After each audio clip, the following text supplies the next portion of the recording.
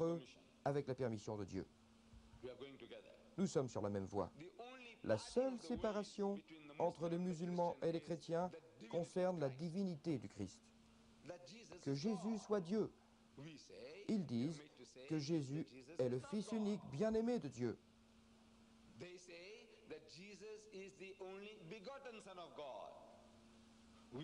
Nous disons que Dieu ne conçoit pas et n'a pas été conçu. C'est notre point de désaccord. Si nous sommes capables de comprendre chacun de nous nos points de vue respectifs, je sais que mes frères chrétiens sont sincères. Ils sont sincères. Ils sont sincères dans leur amour et leur sentiment pour Jésus. Leur crainte et leur respect envers Jésus, ils le placent sur le piédestal de la divinité, car c'est le Dieu Tout-Puissant qui est descendu sur la terre, s'est fait homme, et il est l'incarnation de Dieu. Et nous disons une fois de plus que c'est une pensée hindoue, c'est une conviction hindoue, arienne, une conviction hindoue, ce n'est pas sémite. Sémite signifiant que dans la religion de Moïse, celle de Jésus et de Mohammed, il s'agit de sémitisme. Notre père Abraham, ses enfants sont à l'origine du peuple sémite. Et parmi les sémites, l'idée de Dieu fait homme est inconnue. Parmi les sémites, c'est une conviction arienne. Mes ancêtres, eux, croient que Rama était la 7e incarnation de Dieu, Rama. Krishna était la 8e incarnation de Dieu. Bouddha était la 9e incarnation de Dieu. Et ils croyaient à des incarnations sans fin. Et que le Dieu Tout-Puissant continue de s'incarner encore et encore. Se fait homme autant que le besoin augmente. Il est le même Dieu, Dieu unique, mais ce Dieu, à travers l'histoire, s'est incarné sous différentes formes. Des incarnations sans fin. Car ils raisonnent, mes cousins, mes ancêtres. Ils raisonnent. Leur logique est excellente. Pour ce qui concerne cette croyance à l'incarnation, Dieu se faisant homme, ils disent, vous voyez, le Dieu Tout-Puissant est si pur, si sacré, il n'a pas d'égal, comme un pantin sacré. Maintenant, que fait ce pantin sacré? Savez-vous ce que je ressens quand je vois un être jeune et beau? Qu'en sait-il? J'ai 69 ans. Le savez-vous? Pour vous, un père, un grand-père, un oncle, oui. Mais comment sait-il ce que je ressens? Même maintenant, à l'âge de 69 ans, quand je vois un être bien fait, que sait-il de ce que je ressens? Quel droit a-t-il de me dire qu'il ne faut pas séduire la femme de son voisin? Que connaît-il de la séduction? Ainsi, pour être qualifié, il doit venir s'incarner sur Terre.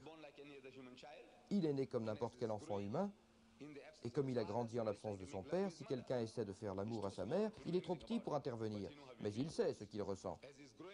Et comme il a grandi, si quelqu'un essaie de faire l'amour à sa sœur, il sait ce qu'il ressent. Il est marié et quelqu'un veut enlever sa femme, il sait ce qu'il ressent. Ainsi, il est qualifié pour vous dire, vous ne devez pas commettre un adultère, vous ne devez pas séduire la femme de votre voisin. Il est qualifié. Ceci est la philosophie hindoue, la logique de Dieu fait homme. C'est comme quelqu'un de cynique l'a dit à propos de son caractère sacré, le pape, quand il a donné son verdict à propos de la pilule, du contrôle des naissances. Il disait aux gens, vous ne pouvez pas prendre la pilule, mais vous savez, vous devez connaître les périodes fertiles et les périodes non fertiles. Vous savez, quand vous allez avec votre femme, vous devez connaître les périodes fertiles et les périodes non fertiles. Alors quelqu'un a fait une remarque, il a dit, le type qui ne joue pas le jeu, quel droit a-t-il de définir les règles? Le pape joue-t-il les jeux que nous jouons? Le fait-il? Non. Alors quel droit a-t-il de nous dire où et comment? Ainsi, de la même manière, mes cousins hindous raisonnent et disent que le Dieu Tout-Puissant, lui aussi, doit devenir un homme pour comprendre les problèmes humains. Logique, absolument logique. Le chrétien dit, regardez, avant Jésus, Dieu ne s'est pas incarné. Après Jésus, il ne s'incarnera pas. Il est l'unique incarnation, ce qui signifie la seule fois où Dieu vint sur la terre comme un homme. Il vint sous la forme de Jésus-Christ. Le musulman dit que Dieu ne s'est pas incarné du tout. Il n'a aucun besoin de se faire homme pour comprendre le problème de l'homme. Le Créateur sait ce qu'il a créé. Si je fais cette table, je sais ce qu'est une table. Je n'ai pas besoin de devenir une table pour comprendre la table.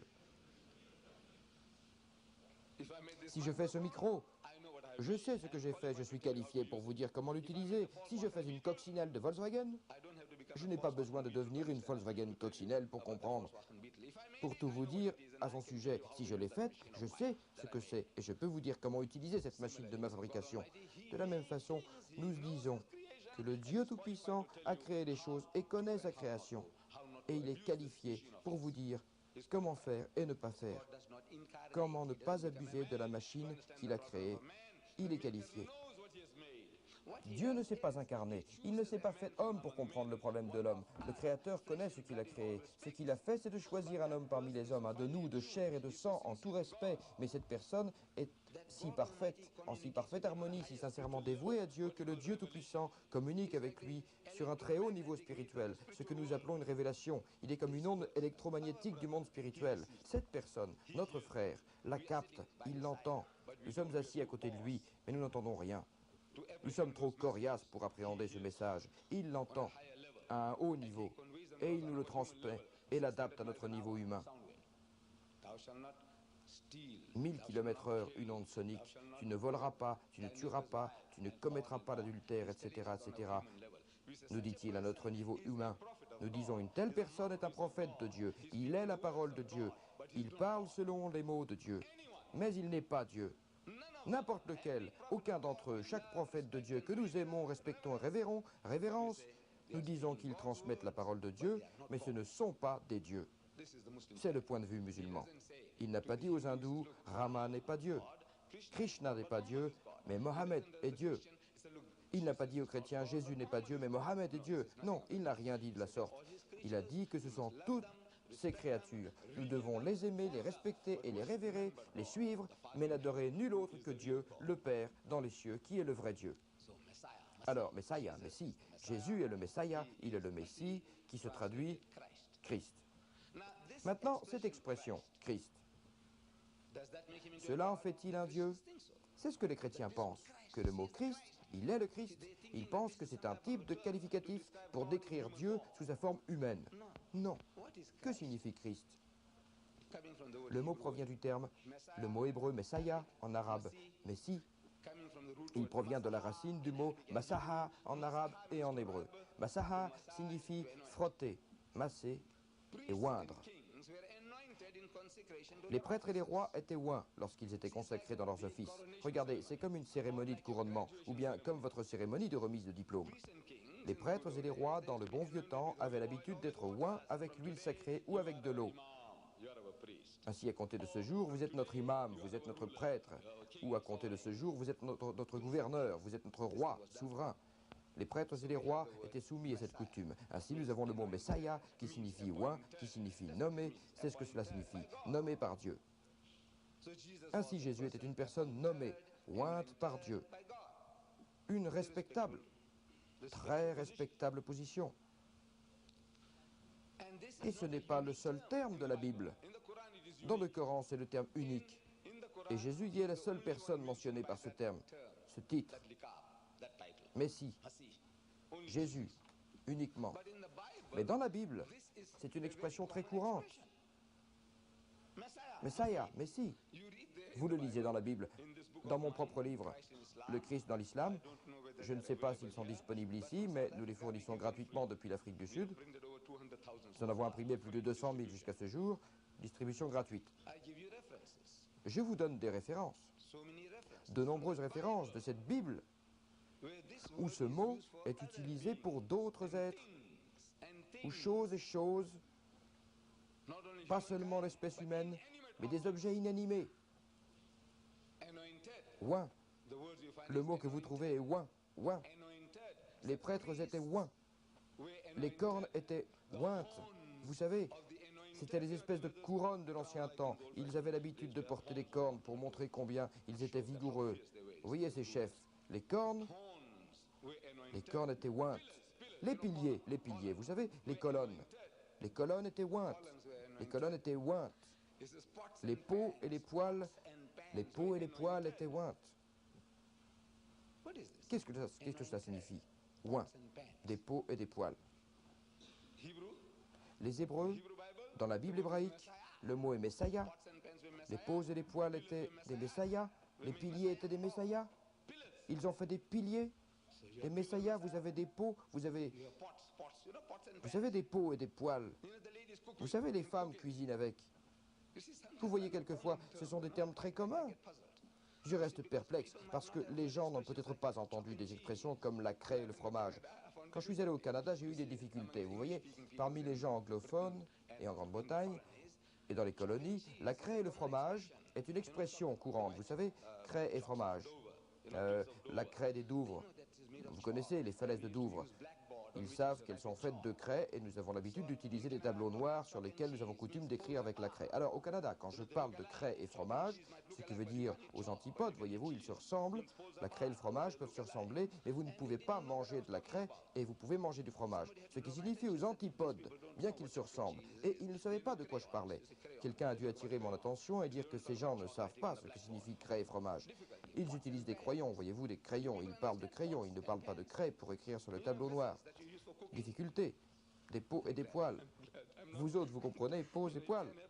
Vous savez, la vaisselle que vous utilisez pour la cuisine.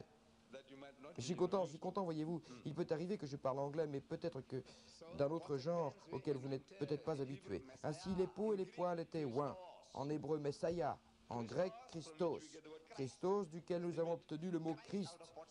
Ils ont fait Christ les piliers.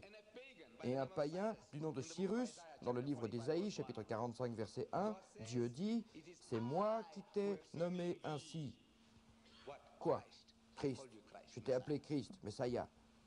Bien que tu ne me connaisses pas, ce qui signifie, toi infidèle, toi polythéiste, toi païen, tu ne me connais pas. Il ne reconnaît pas Dieu comme le seul et unique Dieu. Tu ne me connais pas encore, toi que j'ai consacré, Cyrus, le consacré en hébreu. Messiah, en grec, Christos. Un païen, Dieu l'appelle Christ. Si Dieu Tout-Puissant appelle un païen un mouchrik, un polythéiste, Christ, je demande ce que cela signifie. La chose est qu'un jeu a été joué par notre traducteur de la Bible. Chaque fois qu'il y a une référence à d'autres êtres ou choses, ils utilisent le mot ouin, ouin, ouin. Ainsi, vous ne l'associez pas avec Messiah, Messiah, Christ, Christ. Vous comprenez? C'est le jeu qu'ils ont joué en traduisant.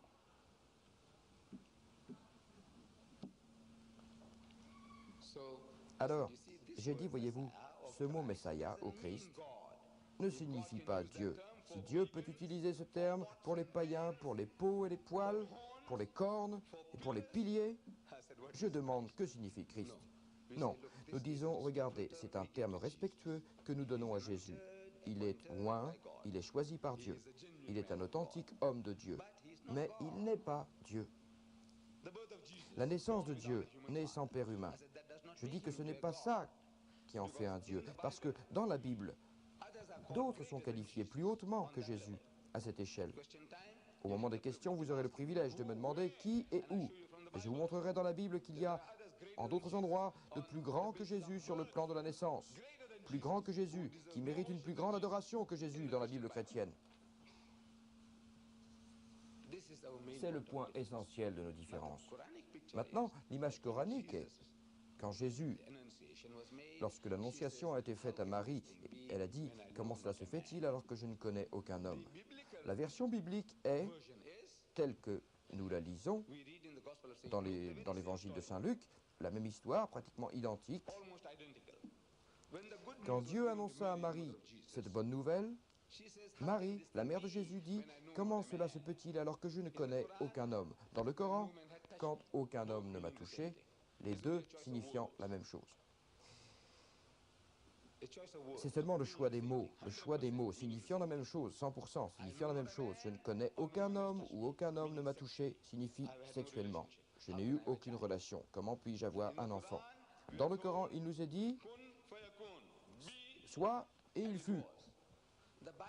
La Bible dit, quand elle a prononcé ces mots, le Saint-Esprit viendra sur elle, le Saint-Esprit l'habitera, et elle sera sous la sauvegarde du Très-Haut. Voyez-vous, j'ai été à Johannesburg à l'occasion. Johannesburg est la ville de l'or en Afrique du Sud. C'est la plus grande ville de l'intérieur au monde. Pas de rivière, pas de mer, la plus grande du monde, Johannesburg, rappelez-vous ça. C'est dans mon pays, une ville de l'intérieur. Il y a des centaines de villes plus grandes que Johannesburg, mais elles sont toutes sur une rivière ou au bord de la mer. C'est une ville de l'intérieur, la plus grande. Aussi, je voulais acheter une Bible indonésienne. J'étais sur le point d'aller en Indonésie. C'était pendant mon voyage, lorsque je suis venu ici en 1977. Excusez-moi. En 1977, j'étais ici et j'ai donné une conférence quelque